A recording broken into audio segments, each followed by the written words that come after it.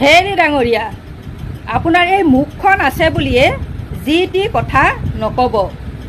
আমাৰ নাৰীবোৰৰ ওঠত হাঁহি দেখা পালেই আমি নাৰীবোৰে আন কাৰোবাৰ লগত অলপমান হাঁহি ধেমালিয়ে কথা পাতিলেই আপোনালোকে গম পাই যায় ন, আমি নাৰীবোৰ বহুত সুখী। আমাৰ অন্তৰত কোনো দুখ নাই, কোনো বেজাৰ নাই। এবাৰ নাৰীসকলৰ হৃদয়ৰ গভীৰতা জুখিবলৈ চেষ্টা কৰিব, তেতিয়া বুজিব এই নাৰীসকলৰ হৃদয়ত, নাৰীসকলৰ অন্তৰত লুকাই থকা দুখ বেদনা বেজাৰৰ কথা।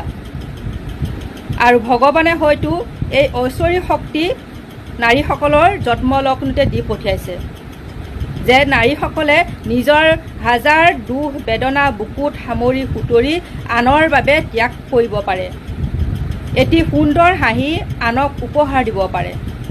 গতিকে আনক কথা কোৱাৰ আগতে এবাৰ ভালদৰে ভাবি চিন্তি কথা ক'ব, কাৰণ নাৰীসকলৰ হৃদয়তো থাকিব পাৰে এখন দুখৰ পাহাৰ। ধন্যবাদ। অকণমান অভিনয় কৰিবলৈ প্ৰয়াস কৰিলোঁ, ইয়াত যদি কিবা ভুল ভ্ৰান্তি হয় ক্ষমা কৰিব। ধন্যবাদ।